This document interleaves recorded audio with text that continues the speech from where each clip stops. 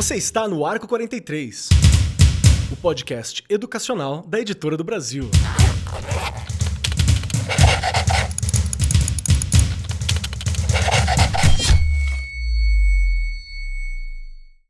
Saudações para você, meu querido professor, minha querida professora. Você que acompanha o Arco 43 Podcast, seja muito bem-vindo, muito bem-vindo e cole conosco, pois hoje o tema é um daqueles que todo professor precisa sempre revisitar em seu portfólio, nas suas estruturas de aula, nos seus pensamentos, porque nós vamos conversar sobre uma das melhores técnicas de ensino-aprendizagem, na minha opinião, uma das mais legais. Pode ser que você tenha dificuldade para trabalhar ela o ano inteiro, né? Às vezes você tem lá uma cartilha para seguir, um protocolo para seguir, mas é legal que pelo menos um espaço para esse tipo de trabalho tenha na escola. Uma feira de ciências, uma feira de apresentação, alguma coisa a gente precisa fazer dentro da aprendizagem baseada em projetos. É muito legal, é muito bom, e nós vamos conversar. E hoje comigo está aqui, sentada à minha destra, ela, meu grande projeto de vida, Regiane Taveira, que me acompanha há muito tempo. Que delícia, Keller! Quero chegar a ser um projeto até meu mesmo. Não é tão fácil falar de projeto, não, gente. Tá pensando que é fácil? Não é fácil nem fazer projeto da sua própria vida. Olha aí, eu já começando o programa, não é? Mas eu estou bem, né? Eu falo que a cada episódio a gente aprende um pouquinho e fica aguçado em colocar tudo em prática, não é? Acho que é tão gostoso. Termina, a gente tenta, né? A gente até tenta. Uma outra coisa a gente consegue. Mas as discussões, as reflexões que a gente leva lá para o professor e para a professora, faz com que eles também fiquem com esse pontinho de interrogação. Será que eu estou fazendo direito? Será que tem alguma coisa que eu posso melhorar? Eu acho que é isso que importa aí, né? Nestas discussões, a gente conseguir chegar nesse patamar de já deixar o pontinho de interrogação. Que delícia estar aqui de novo. E olha, eu vou parar por aqui, né, Keller? Porque a gente tem uma convidada que vai nos ajudar, que é expert em projetos. Tenho certeza que a gente vai terminar este programa sabendo muito mais. Perfeito, perfeito. Porque junto conosco, como o Regiane já deixou aqui bem claro, temos a presença, o retorno de Maria Lúcia Votto, a Malu Votto, que está aqui conosco, que é gerente de conteúdos educacionais do Instituto Ayrton Senna, sócia proprietária da Sempre Educação, consultoria e formação, e tem como foco a formação de equipes escolares e educacionais para fomento da educação integral, e já gravou conosco no passado um baita programa sobre consciência global. Salvo engano, Arco 43, 228. Mentira, eu não sei de cor, tá aqui bonitinho, porque são muitos programas, mas eu me lembro muito bem desse bate-papo. Malu, seja muito bem-vinda, bom ter você aqui conosco de novo, conversando novamente, para a gente entender um pouco mais e trazendo toda a sua expertise aqui. Seja muito bem-vinda, tá pronta para esse programa? Oi, Keller, muito obrigada pelo convite. Estou pronta. Vamos, é sempre bom conversar com vocês. Muito obrigada pelo convite. O nosso primeiro bate-papo, eu também lembro super bem dele, foi muito gostoso. Espero que esse também seja, que provoque muitas reflexões, como a Rê falou, que a gente consiga contribuir muito com todos os educadores que estão escutando a gente, que eles possam ir repassando, né? Com certeza será. E é sério, gente, a ideia do programa de consciência global, que é esse anterior, o 228, né, o AR 43228, foi muito legal e ainda é um dos nortes mais importantes para mim, inclusive, que é essa construção de um pensamento que vá além da gente, que compreenda essa grande comunidade, essa grande aldeia. Recentemente peguei para ler um pouquinho sobre a psicologia de um cara chamado Adler, que ele brinca muito, ele fala muito sobre esse tipo de conceito, é algo que me pegou muito forte. Então, é um programa que vale a pena você terminar aqui e revisitar para entender como que a gente pode preparar esses jovens para o futuro, e a aprendizagem baseada em projetos passa por isso com certeza. Fique conosco, porque a gente já começa o nosso papo.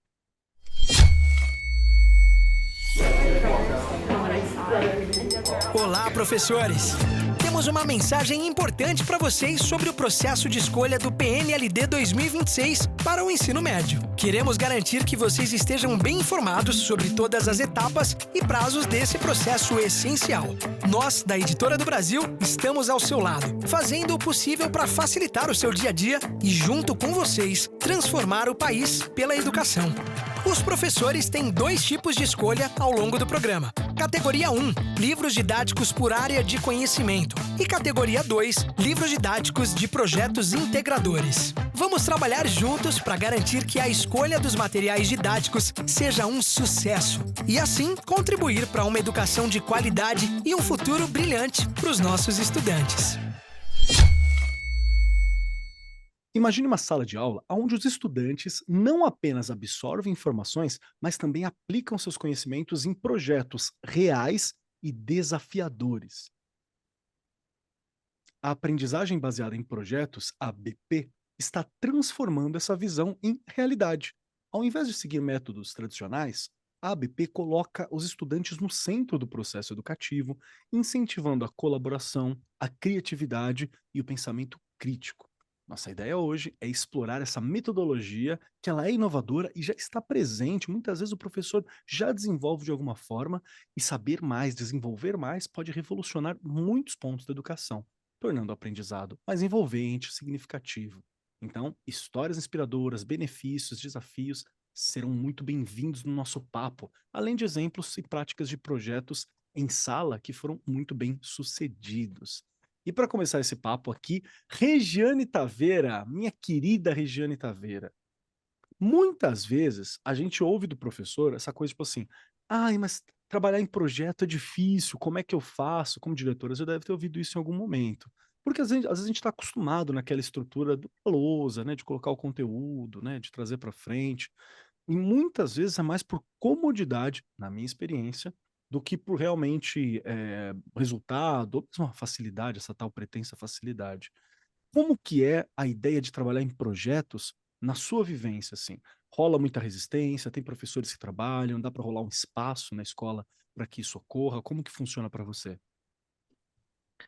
Olha, Keller, não é uma coisa tão fácil não. Aí você vai falar: "Nossa, Regiane, século XXI e ainda é difícil". E você vê, né, a gente começa esse movimento todo lá na Escola Nova, desde Uhum. 1930, o negócio vem, né, tentando ter aí realmente uma educação mais ativa, e a gente, eu vejo pelo tempo que eu dou aula, vai, né, eu já falei mais de 32 anos de estado fora, o tempo de escola particular.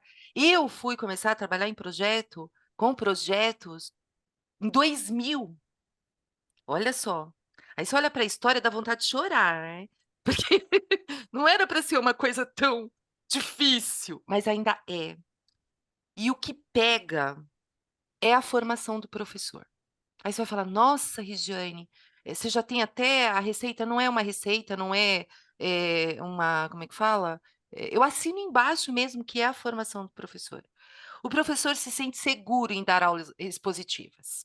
Isso é triste, né, mas é uma segurança que ele tem uma formação inicial que não é legal, ele passa por toda a sua vida, né, de docente, às vezes sem formação, né, que não é o nosso caso hoje, óbvio, a gente tem formação em serviço o tempo todo, mas essa insegurança você não tira de um dia para o outro.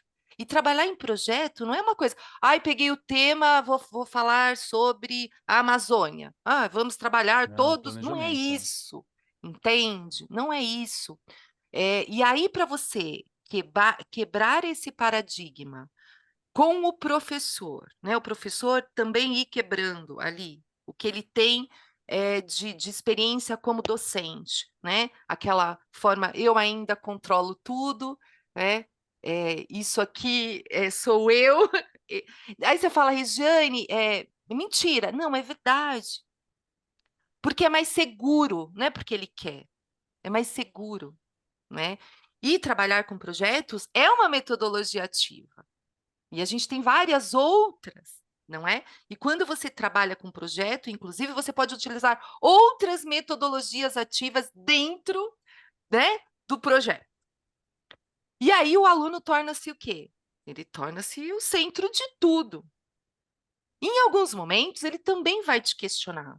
Porque se ele é o centro, se ele começa a ter um desenvolvimento diferente no processo de ensino e aprendizagem dele, então ele vai ser mais crítico. E é esse o caminho. É isso que a gente quer desde lá de 1900 e bolinha, não é? Só que isso é um pouco assustador e você também tem que trabalhar uma série de outras coisas com o docente. Gestão de sala de aula, porque ele tem que saber se organizar muito bem, não é? Uhum. O projeto não surge do nada. O projeto tem que. Primeiro a gente começa a trabalhar, né? Uma indicação até do Moran, ele fala: começa trabalhando você sozinho ali, tá? Faz seus mini projetinhos e vai trabalhando. Depois você trabalha com o colega do lado, com seu vizinho, e depois você pensa num grande projeto para sua escola. Porque você tem que partir da realidade, de um problema real, né? Não pode serem coisas fictícias. E aí você envolve todas as disciplinas. Então, olha só, na sua pergunta eu já causei, né? Porque é uma série de coisas, é uma série de coisas. Mas aí eu bato na teclinha, formação. E não é só formação. Eu tenho que fazer oficinas, fazer esse professor vivenciar, trabalhar junto com ele. Eu faço o apoio lá na sala, volto, professor, é assim, você pode começar com projetos pequenininhos, né? Já comentei aqui de um projeto que nós fizemos na escola o ano passado, só com uma sala, né? Era um projeto, uma sala com problemas de indisciplina, bem desafiadores, né? Não, eles eram desafiadores, eles não tinham problemas, porque esse ano eles estão bem diferentes. Então, tudo é. E aí você começa por coisas pequenas, mas olha só que interessante. Gabi vai me ouvir nesse episódio. A Gabi não tinha experiência com projeto. E hoje ela está com a mesma sala. Ela saiu do quarto e foi para o quinto. E ela fala que o pouquinho que a gestão, porque eu fui aplicar esse projeto junto com ela, né? Mesmo na correria do dia a dia. E ela fala, ali ela começou a entender um pouquinho melhor sobre o que era um projeto. Então não adianta você só fazer formação, né? Eu fiz esse parênteses por isso. Você precisa vivenciar com esse professor. Tem Porque uma aí ele dinâmica vai prática, né? perdendo essa insegurança, né? Ele tem que vivenciar se ele não tem experiência sobre. Respondi ou falei demais? Falou demais, Não, Rê. foi uma ótima introdução. É um podcast, Falei, gente, tem que falar mesmo. Essa é a falou ideia. demais. É que eu ando trabalhando Deixa muito eu. com metodologia ativa, né? Então aí acaba ficando esse negócio na cabeça da gente, né? Lá na escola de gestão, o meu módulo, onde eu trabalho como diretora multiplicadora, é exatamente, né, as metodologias ativas. E aí você acaba criando toda uma expectativa maluca de que. Maluca não, né? De que é um dos caminhos. Não é a salvação, mas Mas é um é, dos caminhos. mas é mesmo. E eu gostei sim, Rê. Acho que trouxe um pouco das dores que são reais que o professor enfrenta. E você falou algumas chaves que são, acho que, grandes desafios que nós temos para realizar mesmo. Deixa eu puxar a Malu. Malu, quero puxar uma pergunta para você, até para dar um passo atrás, porque todo podcast é o primeiro podcast de alguém. Então, você que chegou agora, né, primeira vez que está ouvindo a gente, pode colocar aqui na caixa de comentários, da onde você estiver, falando assim, primeira vez ouvindo, um abraço para você. Por quê? Quando a gente fala de aprendizagem baseada em projetos, às vezes é um nome que muitas vezes a gente ouve, mas nem sempre está sendo nomeada de forma correta ou é aquilo que está sendo nomeado, né? Então, por exemplo, logo no começo eu brinquei com a Regiane sendo meu projeto de vida. Não necessariamente projeto de vida é algo que é ensinado com metodologia de aprendizagem baseada em projetos. Pode ser, mas pode não ser também.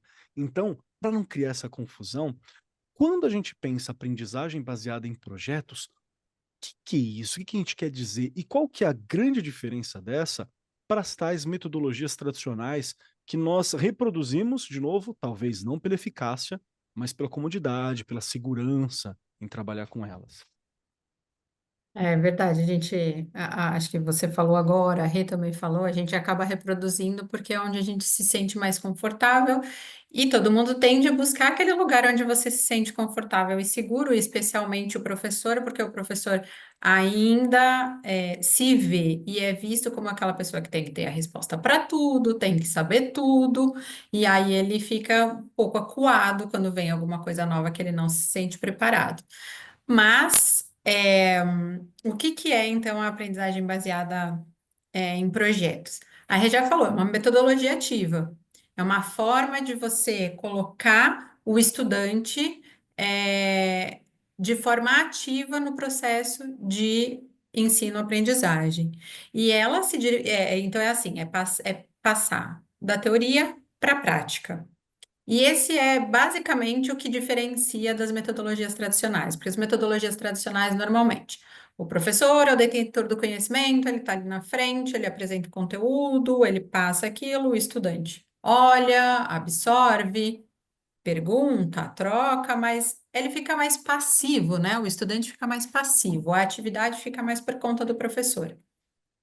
E a ideia das metodologias ativas é justamente colocar o estudante protagonista, o estudante se olhando mesmo como parte do processo, como, na verdade, o centro do processo, e buscando entender melhor aquilo que ele está aprendendo. Quando a gente fala de projeto, é basicamente ajudar esse estudante a vivenciar o que ele está aprendendo. Então, eu pego a teoria e eu ponho realmente na prática, com situações reais, em situações reais, que a Rê também falou, ou a gente pode trazer estudos de casos, algumas situações que não, talvez não sejam tão reais, mas é muito importante que sejam situações que têm Palpáveis, né? tem relação com o que o estudante vive. Não adianta eu trazer algo que está acontecendo na Finlândia, porque para ele, sabe, para o menino lá de Boca do Acre, que tem que pegar barco para chegar na escola, que não vive no frio, que vive uma outra realidade. Então, Outra assim, coisa. a gente tem que ter esse cuidado, mas é basicamente essa metodologia, e eu acho muito legal que a gente estava, a Rê falou, nossa, desde 1930 e só nos anos 2000 que eu me vi fazendo isso.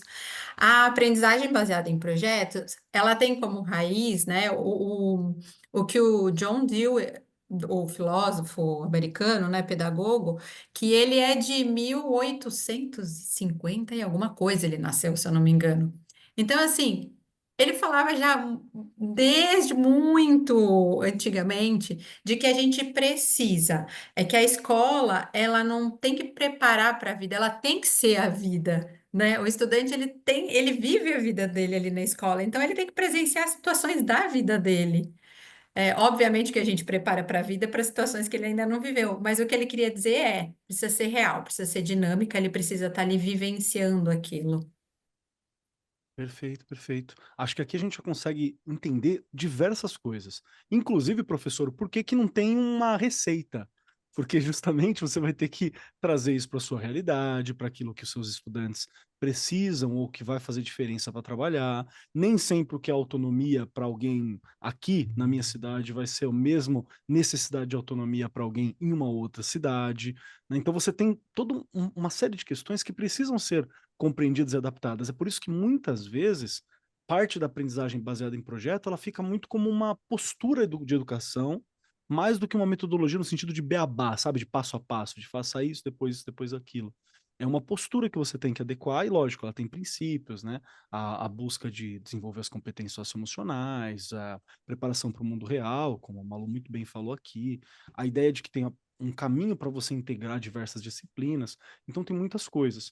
E eu quero compartilhar um ponto e Malu, quero o seu olhar sobre isso também, porque numa das escolas estaduais em que eu trabalhei por muito tempo, todas as aulas eram no estilo tradicional, porque, né, era o formato que os professores estavam mais facilitados para fazer, estavam mais acostumados e por aí vai. Só que havia um bimestre, esses bimestres muito doidos, que são 3 meses, né? Tem bimestre no estado que dá quase 3 meses. Era um bimestre que a gente trabalhava as notas principalmente através de uma feira de ciências que acontecia ali próximo do fim do ano. Então, tudo na escola se adaptava para a realização das salas, dos temas, dessas questões de feira de ciência. Gente, a escola virava uma festa nas 2 semanas que precediam a feira, era uma festa, era uma festa. Não tinha ninguém em sala, todo mundo em todas as salas, todo mundo em todo canto, mas você via o estudante organizando, chegando no horário, cobrando, puxando outras coisas, fazendo os cálculos, puxando conta, cortando material, adequando material, cuidando de para quem ia pegar qual material, organizando os horários para a feira. Então, assim, sabe aquela coisa do mundo prático? Tava ali presente, fazendo as experiências que são necessárias, trocando habilidade, aprendendo algumas coisas. Então, é só para pontuar que pode ser que você não consiga fazer isso todos os dias, mas isso não quer dizer que você não vai fazer nenhum dia, né? Então, vamos tentar adequar esse calendário para ter algum momento. Faz sentido isso que eu tô falando, Malu? E eu tô perguntando se faz sentido porque eu via muitos benefícios, sabe? Assim, na integração tanto dos professores, a integração professor-estudante, que ficava um pouco mais horizontalizada nesse momento também, porque todo mundo estava trabalhando, era outra coisa que eu achava que a gente ganhava muito. Então, se faz sentido esse meu exemplo rápido aqui para você e quais são os benefícios por trabalhar dessa forma, né? Nossa, para mim faz super sentido. Eu sou professora de ciências e biologia, então imagina, eu tinha assim o privilégio de vivenciar isso, porque também trabalhei em algumas escolas que tinha esse momento da Feira de Ciências. E a Feira de Ciências, apesar de ter o nome, né, Ciências, e ser muito ligada ao componente de ciências e biologia, ela pode extrapolar e ela pode se Para tudo, né? integrar a outros componentes, porque você tem que fazer um roteiro, você pode usar, então, por exemplo, língua portuguesa, você pode fazer movimentos, você tem apresentações, você tem N coisas que pode chamar educação física, você tem toda a questão do cálculo de espaço, matemática, geografia, tem, nossa, N possibilidades. E aí tem muitos benefícios, tanto para o estudante, como para o professor, como para a escola, como para a comunidade. Então, eu acho que o benefício é, assim, geral. Eu acho que um ponto que a gente tem que frisar, que a Rê trouxe, que é começa pequenininho e depois vai para o grande, porque às vezes a escola vai É muito verdade. para o grande e ela não fez o pequenininho. Isso já é super válido, uma feira de ciências, num momento certo. A gente já percebe o estudante super animado, os professores também, a escola naquele movimento todo, mas para ser cada vez mais significativo, começar passinho a passinho para depois chegar no grandão é assim, é o melhor caminho, não que o outro não dê certo, né? Mas quando a gente fala de aluno, então a gente já falou da questão do protagonismo. O estudante ele se sente protagonista, ele fala: "Nossa, agora é meu momento, agora eu estou enxergando". Aí ele começa o que ele aprende começa a ter sentido. Ele vê aquilo Uhum. concreto, ele vê aquilo se transformando. Ah, então era isso que o meu professor estava falando. Ele começa a mobilizar competências super importantes, como curiosidade para aprender, organização, persistência, foco, respeito, engajamento, enfim, é assim, N competências bacanas, colaboração, que é super importante, ouvir o outro, ser crítico, mas o crítico respeitoso, né? O crítico que Uhum. ouve o outro, ele aprende sobre tolerância à frustração, ele vai Ah, mobilizar é muito verdade. essa competência de tolerância à frustração, porque, nossa, eu lembro nas feiras de ciências mesmo, exemplo, eles, assim, chegava na hora e dava errado, sei lá, o vulcão não saía lava, sabe? Então, tem tudo isso, aprender com o erro, entender que o erro é normal, ele acontece, como que eu aprendo com aquilo? Não é vergonha para ninguém, colocar curiosidade aí para, né, para ganhar asas.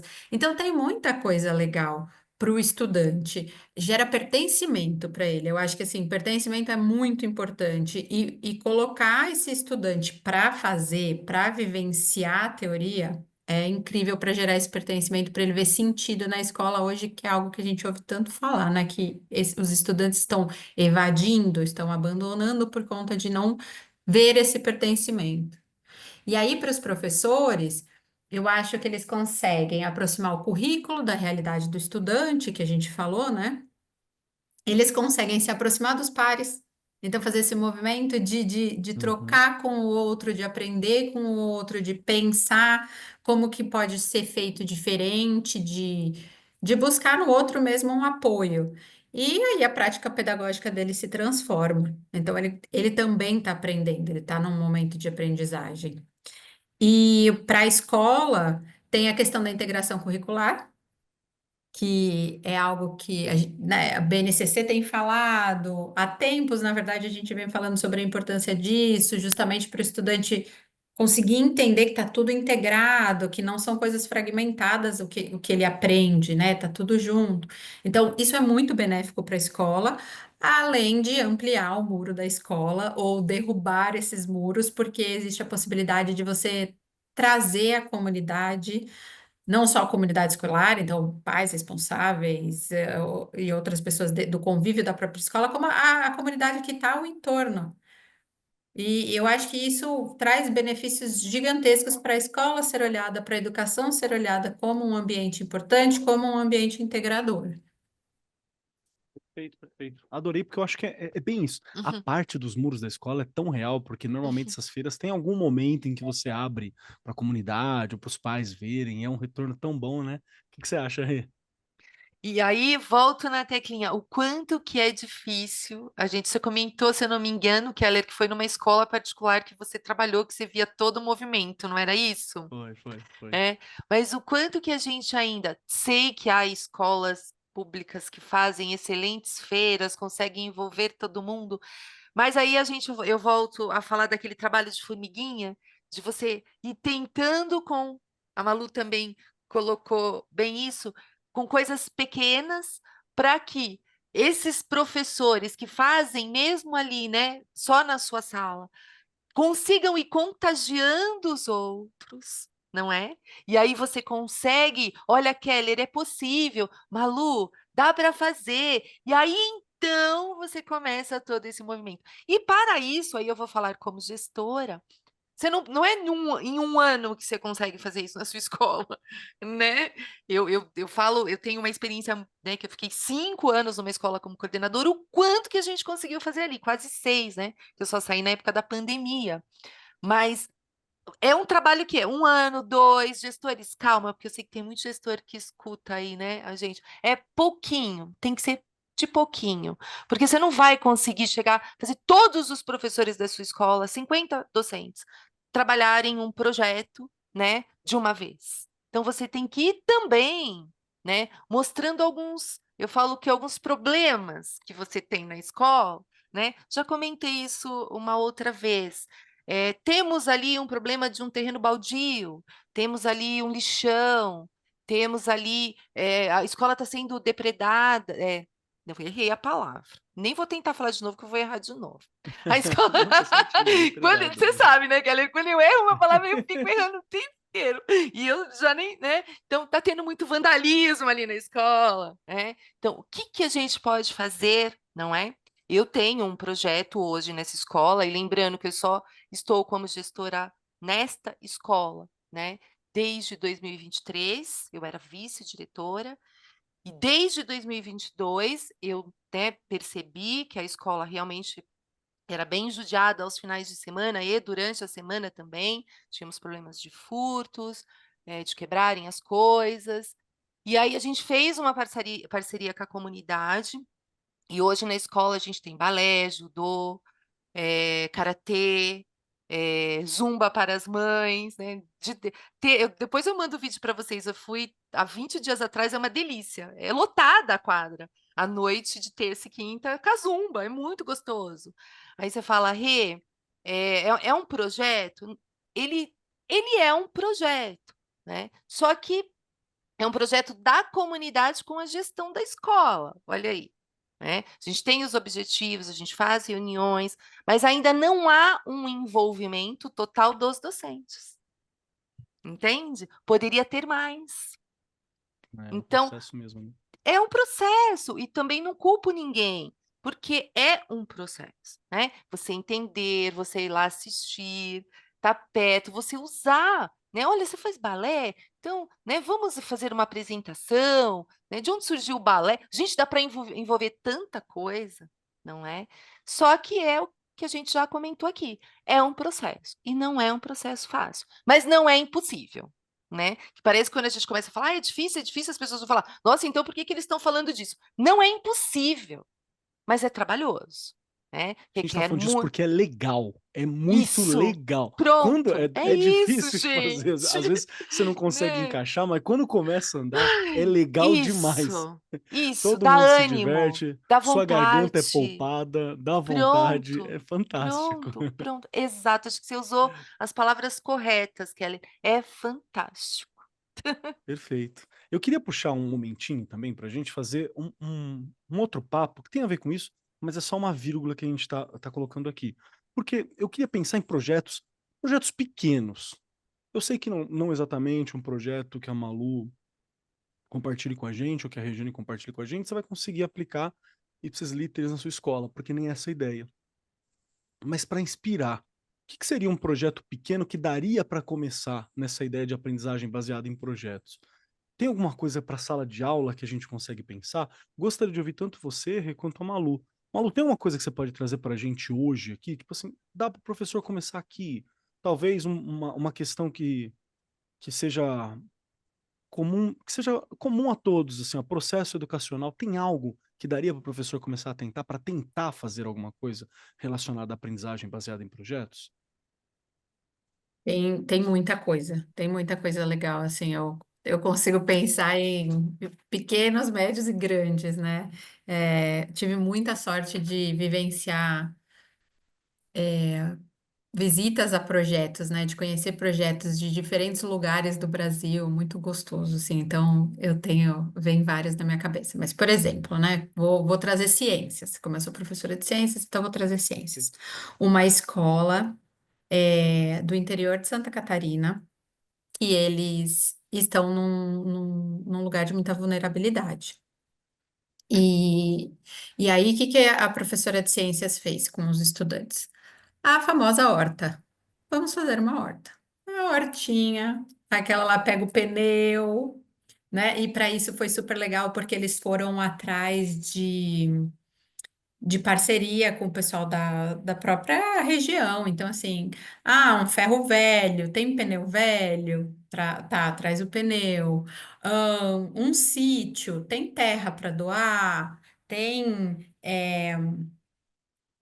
me fugiu o nome, eu vou falar esterco, mas é adubo orgânico, tem Aham. adubo orgânico, e aí foi, tem semente, e eles fizeram uma hortinha, num cantinho. Primeiro eles fizeram a horta vertical, aquela com garrafa PET, depois eles fizeram essa do pneu num Simples. cantinho, simplinha, e eles começaram a doar para a comunidade, para os próprios estudantes que ali estavam, né, que eram mais vulneráveis, e para a comunidade como um todo, eles começaram a doar tudo o que nascia na horta. Então, assim, pequeno, fácil, a tal da horta que todo mundo faz, sabe? Plantar o feijão? Plantar o feijão. Dá para fazer, e aí você começa a ver possibilidades muito maiores. E aí isso virou um projeto grande depois, no sentido de trazer mais professores, mais componentes curriculares para contribuir de formas diferentes. Então, para escrever sobre os benefícios de cada uma daquela, né, do que tinha ali plantado, foi super legal. Tem uma outra, pensando em alfabetização, tem uma outra que foi em Goiás. Eu não lembro a cidade exatamente, mas apareceu uma colmeia de abelha muito grande na escola. Aí o pessoal apavorou, não, vamos tirar essa colmeia de abelha. Aí a professora do terceiro ano, se eu não me engano, segundo ou terceiro ano, falou: ai, não, deixa eu levar meus alunos. Eu sou professora, né, de ciências, eu quero aproveitar, quero levar eles. Foi lá, com os aluninhos do segundo ou do terceiro ano, e começaram a estudar. Aí viram que, vamos pesquisar então, o que que é essa abelha? É uma abelha que não tem ferrão, como que a gente chama? Então ela produz, é melipolinário, não é. Por exemplo, não é apicultura, é melipocultura. O mel é de melipolinário. Então, ela foi explicando tudo isso para eles. E ela falou, e foi super legal. De um problema da escola, eu consegui fazer uma sequência didática com esses estudantes, de pesquisa, de observação, de troca com as famílias. Aí teve também a retirada, então foi, meu pai faz isso. Sei lá, o meu avô pode tirar o mel. Então, assim, muitas coisas legais que começa pequeno, com algo que a gente nem imagina que possa gerar um projeto. E aí a gente chega em projetos gigantescos que atingem, eu conheço projeto que já chegou no Brasil todo. Então, Nossa, que bacana. acho que começar pequeno sempre dá bons frutos, né, Rê? Sempre dá para chegar dá para ir aprendendo e o professor vai se sentindo seguro e a escola vai se sentindo segura e isso vai ampliando. Perfeito, perfeito. Queria ver você também, Rê. Tá mutada no Zoom. No Zoom. Isso. Eu aqui falando para mim mesma, né? Mas a gente sempre faz isso, né? A Malu colocou essa questão da segurança, é isso, né? É devagarinho. Já compartilhei aqui, mas acho que é importante pensar. Esse foi um grande projeto que acabou envolvendo toda a escola, essa escola onde eu fui coordenadora, que os alunos trouxeram o problema de não ter a faixa de pedestre, na frente da escola. Ela era num lugar que não era na frente do portão, então ficava uma coisa meio confusa. E nesta mesma época, a gente estava fazendo um jornal da escola, anos iniciais. Que também é um projeto. Que também é um Também funciona. projeto, olha isso. E aí, dessa tal faixa de pedestre, gente, surgiu a questão do lixo, que tinha lixo que era jogado na calçada da escola. A gente começou a discutir, né, e a discussão com todas as turmas, tá? De 1º a 5º ano. Todos os professores se envolveram neste projeto. Todos, não é? E isso também é difícil, mas é o que eu estou dizendo, quase 6 anos na escola. Foi também o último ali, praticamente, porque depois eu saí. E aí eles chegaram no momento de reivindicar na subprefeitura a questão dessa faixa. O pessoal da CET foi na escola conversar com eles. Então, imagina o movimento de tudo isso. Isso levou uns 6 meses, praticamente. E aí isso tudo saía no jornal, né, da escola. E eles felizes, óbvio, né? E eles indo com a gente para a subprefeitura, né? A importância, parece uma coisa tão... Mas eles se sentiram tão importantes, eles não vão esquecer aquilo nunca na vida, né? Você não esquece isso. E aí, esse jornal era entregue ali, até os comerciantes começaram a pedir. E quando tinha algum problema, eles falavam, é melhor os meninos aí decidir o que vai fazer, porque a gente está...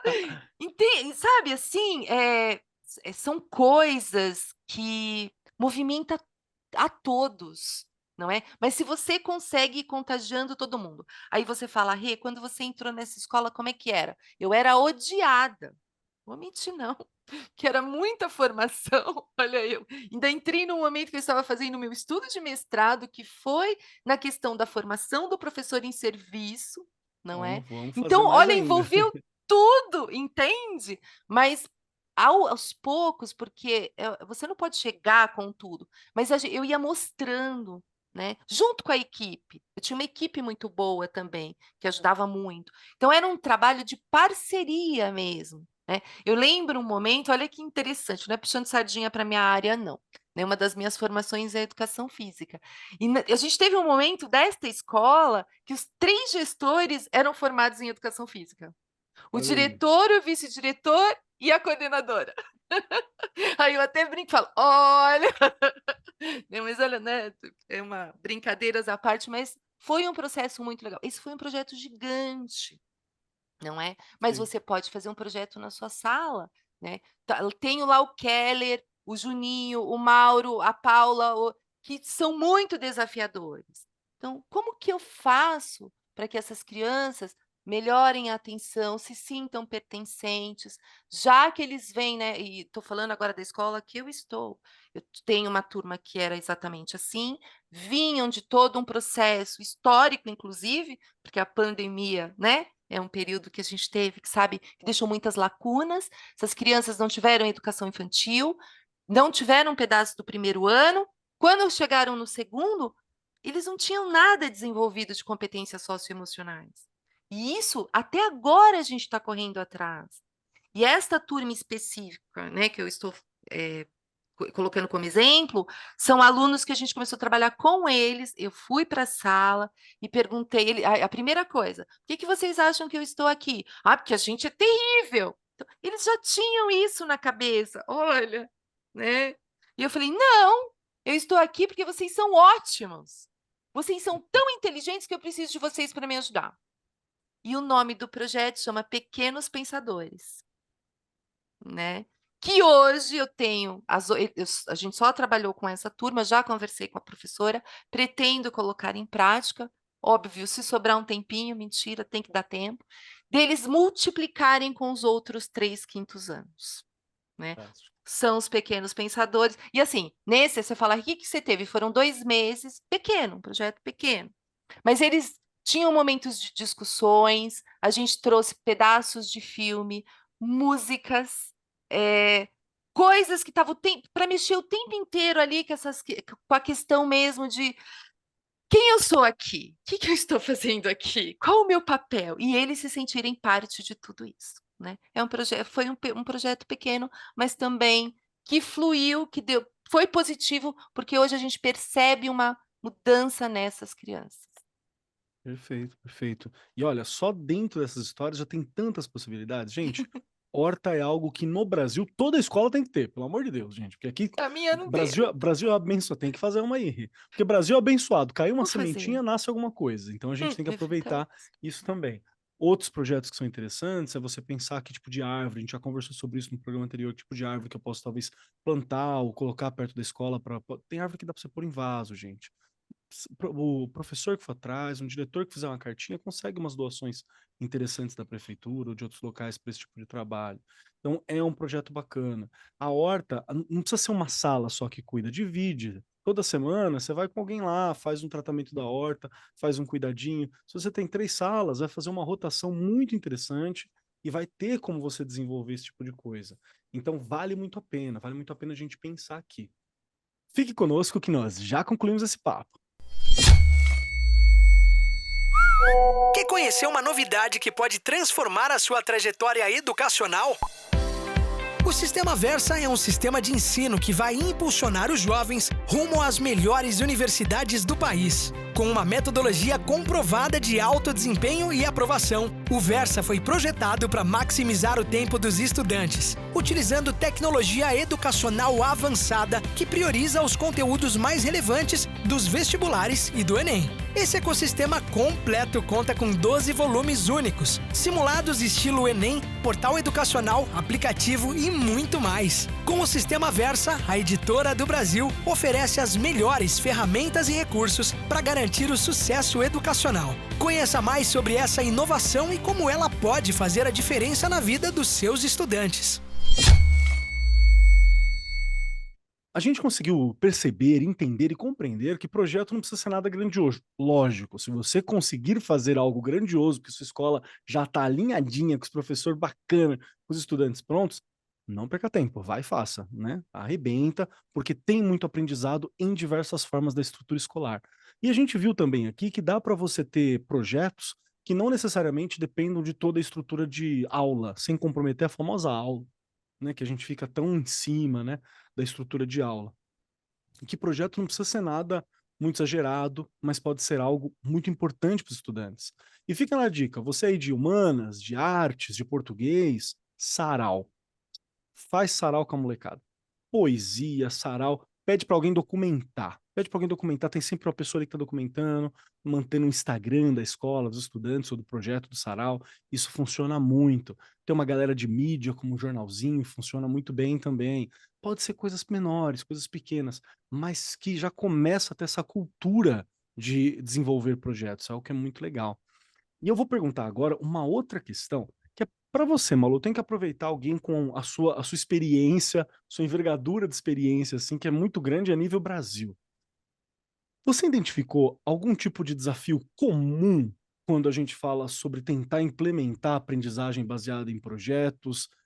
Algo que você falou assim, do Oiapoque ao Chuí aparece esse tipo de questão aqui que a gente pode tratar. A Regiane apontou uma logo no começo que eu também identifiquei, que é essa resistência dos professores por causa da formação. Então, eu acho que nós Uhum. podemos ter assim, esse problema. Que outras questões que você percebe que pode ser um desafio para o professor que quiser implementar uma aprendizagem baseada em projetos na escola dele?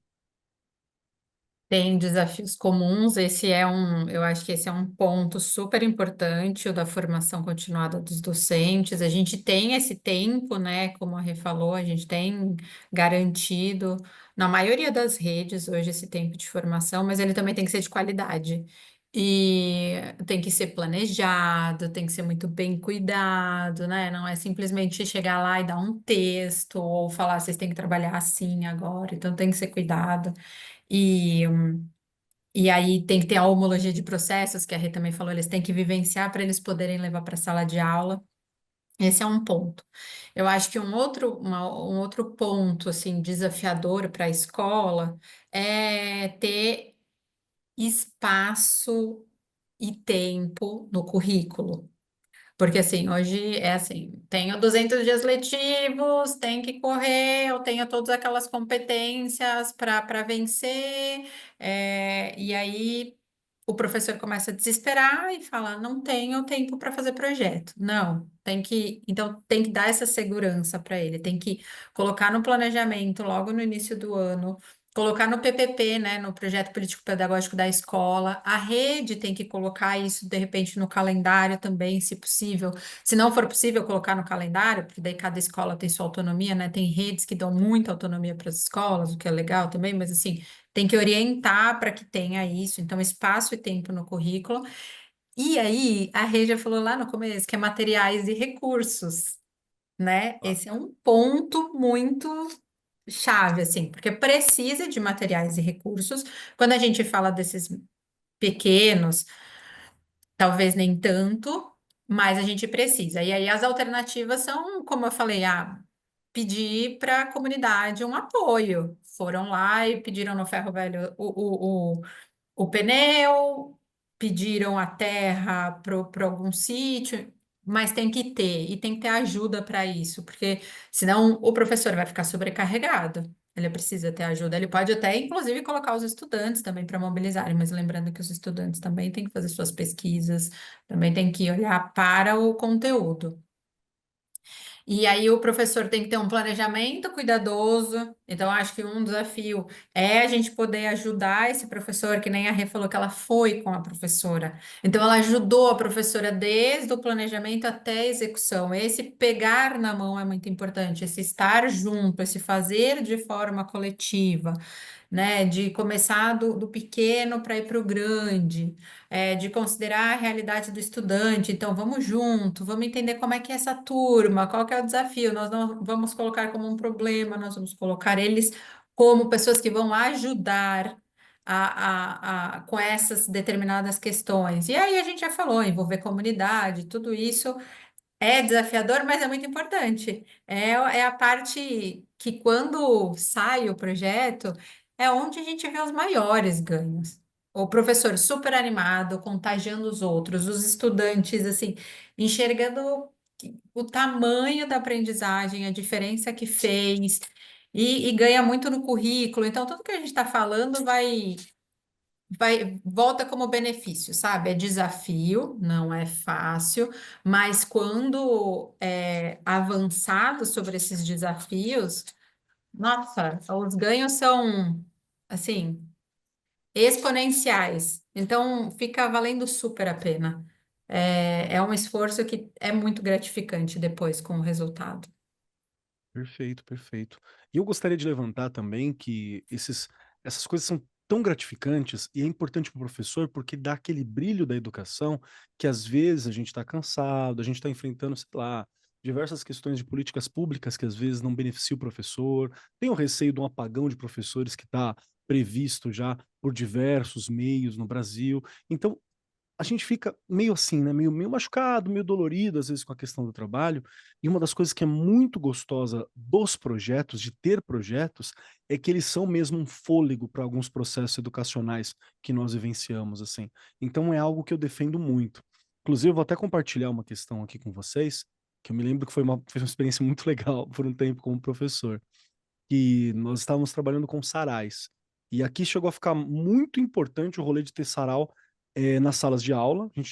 A gente fazia uma chave de sarau, né? Tinha um sarau acontecendo nas salas de aula para os estudantes. Aí ali eles curtiam, vivenciavam, experimentavam na própria sala com os próprios estudantes.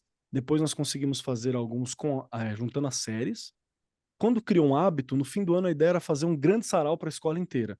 Porque, gente, tem que ter uma postura também, né? Não dá pra gente ficar badernando, conversando, tem que ouvir um pouco o cara, dá pra conversar, mas tem uma postura ali que eles precisavam aprender, os estudantes também, de como que funciona quando você está fazendo um sarau. E uma das coisas legais foi que para incentivar os estudantes a gerar música, a ter coragem de ir lá e fazer música, nós montamos uma banda de professores chamada Aula Vaga, eu e os colegas professores, chamava Aula Vaga, E a gente tocava no sarauzinho que estava acontecendo na sala, fazia uma brincadeira. E, cara, essa banda me divertiu por alguns anos, assim. A gente ficou se divertindo muito com isso por uns 2 ou 3 anos. Depois, né, aquela coisa, cada professor vai para uma escola, né?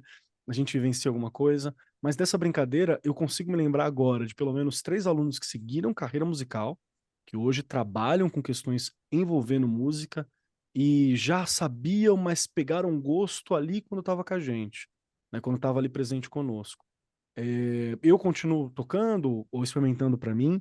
Uma das professoras que estava conosco ali virou professora de canto, né? Ela, além de ser professora normal, ela se envolveu mais ainda com canto e virou professora de canto. Hoje eu acho que a principal atuação dela é assim. E a escola ela é conhecida, né, por ter esse trabalho com sarau por muito tempo. O sarau, inclusive, foi além das portas da escola, assim. Os meninos montaram um coletivo por um tempo, tocaram o sarau para eles com o mesmo nome. Então, assim, foi muito longe. E é legal você ver aquele pessoal que é uma comunidade que tem suas carências, tem as suas dificuldades, mas é muito bacana você ver a pessoa falando o que ela é. Então, assim, ganhou uma parada que foi muito bonito nesse processo, né? E para mim foi maravilhoso na época essa oportunidade. Mas foi Perfeito. uma vivência muito bacana que é por projetos também. Então, professor, dê a chance para você experimentar projeto, para você ter um processo de educação também, de vivência com os estudantes ali. Eu acho que isso é algo que é muito importante, né? Perdão, acabei falando demais agora nesse fim, hein? Mas estamos chegando nos momentos finais do nosso programa aqui e eu preciso lembrar você, ouvinte, porque a Malu já sabe que já esteve conosco, a Regiane já sabe porque está sempre conosco e eu já sei porque eu também estou aqui com vocês e comigo. Que no momento final do nosso programa, nós temos 3 perguntas essenciais que precisam ser respondidas. A primeira é: se você gostou do programa, o que você achou desse papo? A segunda pergunta é: como que eu te acho? Como eu sei mais do seu trabalho? E a terceira pergunta não é uma pergunta, é uma indicação, um pedacinho seu para ficar junto conosco. E para dar tempo da nossa convidada que já é da casa pensar, Regiane Taveira. Você, minha querida, as 3 perguntas clássicas. Se você gostou do programa, onde eu acho a Regiane e o que a Regiane me indica hoje? Bora lá. Se eu gostei, já tô aqui, horta, horta, horta na minha cabeça. E tem coisa que você fica, olha, não Semestre adianta. que vem vai sair essa horta, né? Tem coisa que fica na sua cabeça o tempo inteiro, e aí você fala: "Ah, Rê, mas por que que não põe em prática?" Gente, você que é gestor de escola, você sabe por que que a gente não põe em prática. Não é fácil não, não é fácil, mas é uma das coisas que, ó, né, eu falei que a gente sai com os pontos de interrogação, aliás, a gente estava falando disso ontem, porque não precisa ser uma horta gigante também, dá para começar de pouquinho, né. E eu tenho alguns canteirinhos, eu tenho uns muros lá que tem um canteirinho em cima do muro.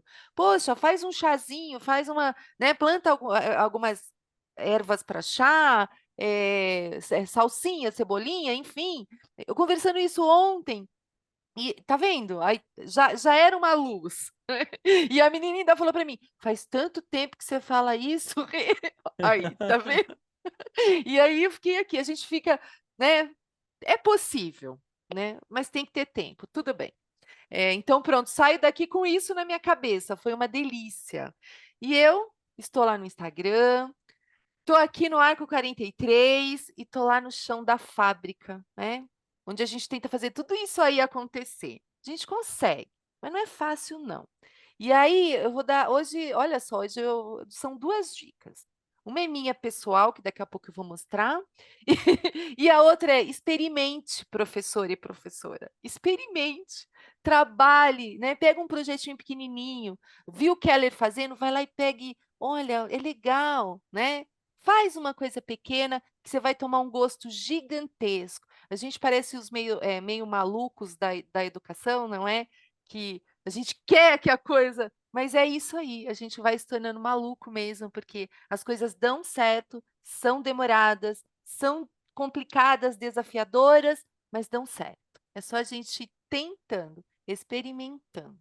E aí eu vou deixar uma dica, porque voltei a ler e eu adoro, do Jorge Amado. Olha eu. Oh, Gente, é tão gostoso esse livro. Navegação de cabotagem, apontamentos para um livro de memórias que jamais escreverei. Tem a vida dele aqui, gente, de cabo a rabo. Eu estou num pedaço quando ele conhece a Zélia e que surgem fofocas sobre quem ele tinha conhecido. Eu só vou, é um pedacinho bem pequenininho que falam assim, que ele conta, né? 1945, tá? A fofoca. Foram dizer a dona Angelina, mãe de Zélia, que a filha dela tinha largado o marido para ir viver com o escritor Monteiro Lobato. Dona Angelina, coitada, quase endoidou. As fofocas, né? Leiam. Gente, vale muito a pena, né? Até porque na educação, na loucura, a gente precisa também ler coisas que saem um pouquinho deste espaço para que a mente fique um pouquinho melhor e aí a gente volte, não é? Foi uma delícia o programa, eu adorei. Foi muito, muito bom mesmo. Obrigada.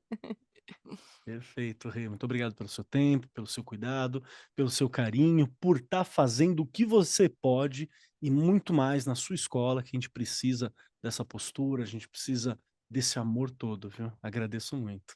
E agora é com você, nossa convidada que já é da casa, Dona Malu Voto, que está aqui presente. Quero convidá-la para responder as 3 questões tão complexas. Primeiro, se você gostou do programa, o que você achou desse papo. Segundo, como eu sei mais sobre a Malu. Quero saber mais sobre ela, quero saber mais sobre Sempre Educação, quero encontrar mais como que eu para saber da Malu. E terceiro, um pedacinho seu para nos acompanhar. Bom, vamos lá. Eu já adorei ela que já é de casa. Eu já estou me sentindo da casa mesmo, tá, gente? Então, amei. Muito obrigada. E eu adorei esse nosso papo, muito gostoso. Acho que quando a gente fala de coisas que possibilitam melhorar a educação, para quem gosta de educação e acredita na educação, é muito gostoso, né? A gente sempre sai com a cabeça fervilhando mesmo, com novos aprendizados. Muito bom, muito obrigada, gente. Para me encontrar, eu sou meio tímida, mas é, podem me achar assim, o que eu gosto, o que eu acredito, o que eu posto. São as mesmas coisas que vocês vão encontrar nas redes sociais do Instituto Ayrton Senna. Então, pode procurar ali, Instagram, @Instituto Ayrton Senna. Eu produzo muita coisa para a nossa plataforma de apoio à formação dos educadores, que é a Humani.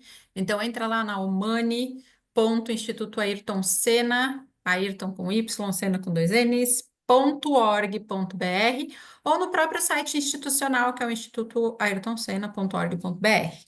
Lá vocês me encontram também. E minhas dicas, ai, gente, eu posso puxar a sardinha? Olha, eu tenho 2 Claro. dicas. É do Instituto, mas são coisas que eu estou envolvida, que eu acredito e que tem a ver com educação por projetos. Então, o primeiro deles, a gente fez um e-book sobre alfabetização. Saiu o ano passado. E esse e-book, ele traz no capítulo 5 diferentes projetos de alfabetização, de professores que trabalharam com alfabetização. Então, o estudante tinha desafios para se valorizar, para se enxergar, enquanto uma pessoa de diferente etnia, por exemplo. E aí tem vários projetos, tem o que eu contei das abelhas, feira, tem vários. Então, esse é bem legal para começar pequeno e olhar para possibilidades de projeto. E eu queria também deixar o convite para o nosso seminário de alfabetização, que vai acontecer no dia 28 de maio, das 8h30 da manhã até as 18 horas, e que a gente vai transmitir pelo YouTube. Então, ele é totalmente Legal. virtual. Tem um tempinho, entra lá, olha, a gente vai ter muitas discussões, inclusive sobre projetos. Que show de bola, show de bola. É Malu, isso. muito Muito obrigado. obrigada. Eu que Amei, agradeço. amei demais. Agradeço muito. Obrigado por ter topado estar aqui com a gente. Obrigado por sempre trazer um ar de esperança, assim, sabe? Que a gente tem coisa para fazer, que tem que ser feito, que urge, e é uma esperança verdadeira. Eu acho que isso é muito positivo e é uma coisa muito bacana que você sempre traz pra gente quando tá aqui presente. Então, agradeço muito. Tem muita coisa para fazer e cabe a gente fazer no fim das contas, né? Obrigado por essa sensibilidade. Muito obrigada pelo convite, Kelly. Obrigada, Rê. Uma delícia bater esse papo aqui com vocês. Show de bola. Chegou então a minha vez. Quero dizer que eu gostei muito porque eu acredito demais em projeto. Uma das minhas tristezas atuais é, inclusive, que eu sinto que eu estou com menos tempo para conseguir dedicar ao trabalho com projetos como eu gostaria. Vou acabar tendo que atender aos pedidos de Regiane Caveira e aceitando virar coordenador, vice-diretor, alguma coisa, para a gente tocar junto, porque aí, quem sabe a gente consegue se desdobrar nessas coisas em algum momento. Porque tem tanta coisa que eu ainda quero fazer, que eu ainda gostaria de fazer. E, gente, pode ser que você faça algo, que você tenha feito algo e, né, não deu continuidade, a pandemia aconteceu no meio do caminho, né, coisas acontecem. Não deixa só no passado, tá? Não fica só naquilo, foi lá. Não, revive, retraz, ressignifica, tenta de novo. Às vezes, se não der certo, se não ganhar uma grande participação, tudo isso faz parte do processo. Nada é perdido. Porque é importante pensar que quando a gente fala de projeto, eu não estou falando sobre um objetivo no fim. Eu não estou falando sobre uma corrida onde eu tenho que chegar, né? Estou falando sobre eu ir do ponto A ao ponto que chegar e a gente vai indo, e nesse processo o aprendizado acontece. Porque às vezes a gente fica muito no objetivo do processo final, do objeto final, e o final na educação ele não tem. Enquanto você estiver vivo, há muito para você aprender, né? Tem muito para desenvolver. Então tem isso em mente, até para dar uma baixada aqui na nossa ansiedade muitas vezes. Então, acho que isso é importante para falar sobre o projeto, acredito muito nessa forma, e é uma das formas mais criativas, né, de trabalho na educação. No mais, gostei muito, muito, muito desse papo, então, acho que é importante. Quem quiser me encontrar por aí, @MarcosKeller em algum lugar, @CobKeller lá no Instagram, aqui no Arco 43 com vocês, lá no YouTube. No YouTube da Editora do Brasil, tem diversos bate-papos que eu tive com os autores, né, que estão das obras inscritas lá no PNLD de 2026. Então dá uma olhadinha, tem muita coisa bacana, tô conversando com a galera e aprendendo muito. Tem muito material bom para a gente conversar e trabalhar em sala de aula como formação para os professores também, tá? Não só para a sala com os estudantes, mas também com outros colegas professores. Tem muita riqueza ali que eu acho que você pode trabalhar. E minha indicação, faz algum tempo que eu tô vindo aqui, eu estou roubando e indicando duas coisas, tá? Normalmente é uma coisa só, faz algum tempo já, esse deve ser o quarto ou quinto programa que eu tô indicando duas coisas. E eu vou indicar duas coisas. Uma delas é uma indicação que eu já fiz aqui e eu vou fazer novamente no futuro. Professor, para trabalhar com projeto, a gente tem que saber brincar, a gente tem que saber se programar, a gente tem que ter autonomia, né? E, de novo, para a gente conseguir trabalhar com os estudantes, eu acho que você tem que saber lidar com você mesmo, com os colegas. Dá uma olhada no YouTube, @Tira do Papel. Vai lá, conversa com a galera, dá uma olhada na galera do Tira do Papel. O autor que faz esse canal do YouTube é o Thiago. O Thiago é um criativo fantástico. E assim, ele fala muito sobre, né, vamos escrever, vamos usar a criatividade, vamos tentar, vamos rabiscar, vamos errar, vamos riscar o papel, vamos pensar, vamos conversar. Fala sobre perguntas, como que a gente pode criar sem pirar, como a gente pode aprender. Ele compartilha muita coisa da vida com uma leveza. O Thiago é um cara que produz muito bem, então é uma das melhores descobertas que eu fiz no ano passado, e acho que é importante que na educação a gente tenha esse fôlego para criatividade também. Senão a gente fica muito tecnicista também, aí eu acho que não rola tanto, né? Então essa criatividade, esse respiro, estamos trabalhando com crianças, a gente precisa disso, com jovens, né? E a outra indicação é uma indicação para quem, como eu, não é mais jovem, mas vá ao cinema, meu querido, dá uma chance para o filme Homem com H, do Ney Matogrosso. Jesuíta Barbosa, que é o autor, ele está, o ator, ele está maravilhoso, é a encarnação de Ney ali no meio. Foi muito bom assistir esse filme. Fui ver, eu amei, assim. É um filme que você pode ficar um pouco chocado com cenas, com outras questões, e é nem Mato Grosso, é para ficar chocado mesmo, né? Assim, nem Mato Grosso não saía para o palco se não fosse para sair, fazer algum tipo de choque. Então ele é importante esse momento também, e tem todo um papo sobre criatividade, sobre responsabilidade, sobre o artístico, né? Sobre envelhecer. É uma questão muito boa para a gente pensar sobre o que é envelhecer, mantendo aquela natureza, mantendo aquilo que é importante, mantendo aquilo que é elementar para você. Acho que dá para tirar muitas questões dali também. Então vá ver Homem com H, que conta um pouco da história de Ney Matogrosso. E lembrando, de acordo com o próprio Ney, tudo que está ali é verdade. Foi a grande exigência dele para a realização, é que todas as cenas fossem reais e fossem citados os nomes das pessoas e tivesse mostrando as coisas. E é para quem gostou de Secos e Molhados, veja que a vida do Ney foi muito além. Secos e Molhados é uma vírgula, né, na vida dessa entidade, dessa potência, né? Que foi Ney. Que é Ney, tá aqui com a gente ainda e vai ficar por muito tempo, eu espero, inclusive. Então, essas são as minhas dicas. Aproveitem, tá nos cinemas. Então, agradeço muito a presença de todos vocês que estão aqui. Compartilha, manda pro colega que quer trabalhar com projeto e não sabe como começar. Manda pro coordenador que tá querendo trabalhar com projetos também. Manda esse podcast para eles, viu? Manda para eles e fique atento também às nossas redes sociais. Dá uma olhadinha na rede social da Editora do Brasil, que você vai ver lá muito material, lá no @Editora do Brasil _oficial. Lá fala das lives, lá fala dos materiais, tem as revistas, tem os livros do PNLD, né, que estão inscritos. Tudo que você tem acesso, dá uma olhada. Por lá você fica sabendo com antecedência sempre que tem algo novo da Editora do Brasil para você. E quero falar mais uma coisa. Querido ouvinte, tem uma história que você quer compartilhar? Tem um projeto que deu certo? Tem um projeto que talvez não tenha dado tão certo assim? Tem alguma coisa que ocorreu? Conta pra gente. Manda um e-mail para arcosalaDosProfessores@gmail.com. Vou repetir. arcosalaDosProfessores@gmail.com. Eu, Regiane Taveira e grande elenco, vamos Eu, Regiane Taveira e grande elenco, vamos adorar ouvir a sua história, tá bom? Então, manda pra gente, por favor. No mais, eu sou o Marcos Keller e até semana que vem. Gravação e edição Agência Bowie, produzido pelo Departamento de Marketing da Editora do Brasil. Diretora de Marketing, Helena Posses Leitão. Supervisora de Marketing, Lívia Garcia. Siga-nos nas redes sociais. instagram.com/editora do Brasil _oficial, facebook.com/editora do Brasil, x.com/editora do Brasil e youtube.com/editora do Brasil.